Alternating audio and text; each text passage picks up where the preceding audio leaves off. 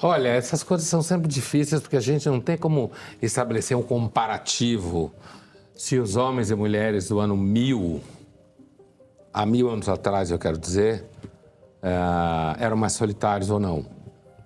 Né? Não tem exatamente comparativo para se falar disso. Agora, hoje, a gente tem ferramenta, diagnóstico, estatística, produtos, como essa coisa de cortar pedacinhos de carne para abrir o supermercado. Isso é uma prática na Europa há muitos anos. Por quê? Porque você tem mais pessoas sozinhas, que não fazem supermercado pesado, que tem um refrigerador pequenininho na casa, certo? Agora, então acho que não dá para dizer que necessariamente a gente sabe como era antes. Agora, sem dúvida nenhuma, você tem uma vida hoje em que você tem que trabalhar muito, as relações, as famílias são atomizadas, há muito tempo que as pessoas não têm, cada vez têm menos filho, agora está começando a ter consciência disso, mas é um processo, não vai mudar, certo? Porque ter filho é o ônus. A mulher emancipada não quer ter filho, quer trabalhar, quer cuidar da própria vida. Os caras não querem ter filho para ficar a vida inteira ligado a uma pessoa. Então, isso aumenta a solidão. Os idosos são muito solitários, porque as famílias são atomizadas, né? Então, as pessoas investem na carreira, tem toda essa parafernália aí. E o que acontece é que aí vira o mercado, né? Porque o capitalismo olha tem o mercado. Agora, o que eu acho mais interessante do que esses produtos objetivos é você pensar que aí vai aparecer psicólogo escrevendo um livro sobre isso, coach, autoajuda, programa de televisão, final de semana, escola, preparando para... Matéria solidão, como tem felicidade. Olha, não se trata de fazer elogio do passado, o mundo nunca foi grande coisa, mas o progresso ajudou bastante, quer dizer...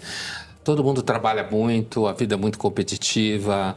Eu acho que a confiança está muito escassa entre as pessoas. Todo mundo vê as relações como quem vai entrar numa relação de consumo, é exigente.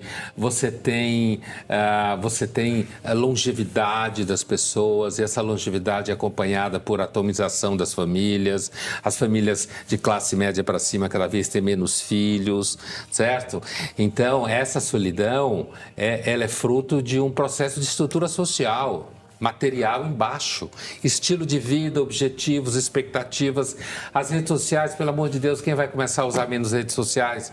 As redes sociais hoje, inclusive para muitos jovens, significa um treinamento para trabalho, para possibilidade de emprego. Então, assim, a minha impressão é que assim, essa solidão...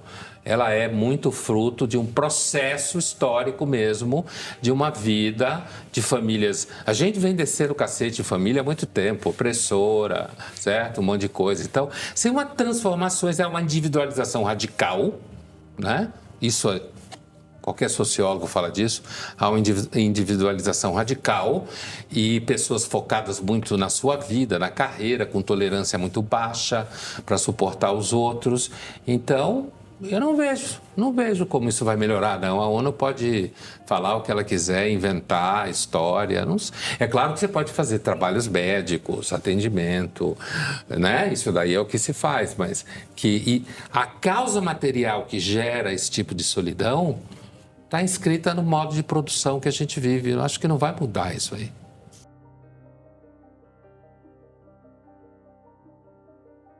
Eu acho que essa é uma resposta que, no mínimo, a gente vai precisar de algum tempo para ter alguma noção epidemiológica disso, que vincule claramente a continuidade do uso de redes sociais e o aumento de quadros clássicos de solidão, como depressão, como pessoas morando sozinhas, como pessoas sem vida social, como pessoas que não estabelecem vínculos nenhum.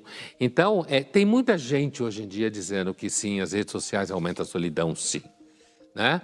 Muita gente dizendo que as redes sociais aumentam a solidão, inclusive de jovens, que têm dificuldades de relacionamento e que preferem viver, então, escondido dentro das redes sociais, sem que ele, de fato, apareça quem ele é e tal.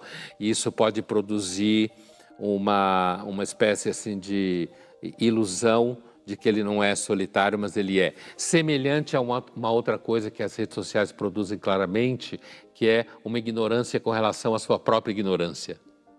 Porque é como você fica repetindo frases e você fica lendo coisas fragmentadas e tal, você começa a achar que você não é mais ignorante sobre aquelas coisas. Então, eu acho que as redes sociais, elas podem produzir esse tipo de experiência de estar acompanhado de forma falsa, não de forma real. Agora, a solidão está aí, né? Independente das redes sociais. A solidão...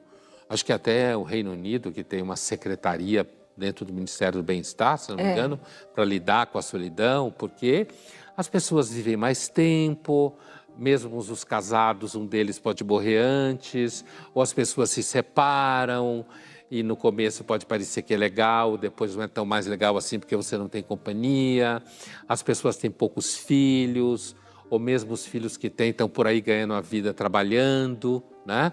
Então, há uma solidão com os idosos muito grande, assim como há solidão também numa certa, digamos assim, lá pelos 40 anos, 38, 42, sabe?